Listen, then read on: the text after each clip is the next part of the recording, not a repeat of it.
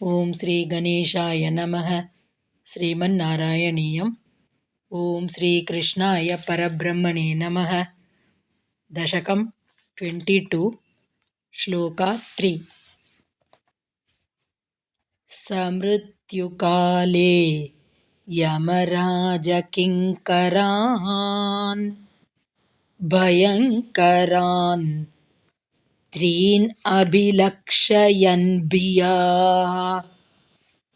ಪುರಾಮನಾಕ್ ತ್ವತ್ಸ್ಮೃತಿವಾಸನಾ ಬಲಾತ್ ಜುಹಾವ Narayana ನಾಮಕಂ ಸುತಂ. Word by word meaning. Saha, he. Mrityukale, at the time of death. Bhayankaran, Treen. Yamaraja Kinkaran, 3 fierce-looking messengers of the god of death. Abhilakshayan, seeing before him. Bhiya, in fear. Pura, long ago. Manak, a little. Tvat smriti vasana balat, because of the strength of the impressions of remembrance of thee in the past.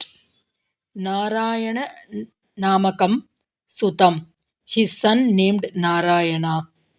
Juhava, called. Full meaning. At the time of his imminent death, he saw before him 3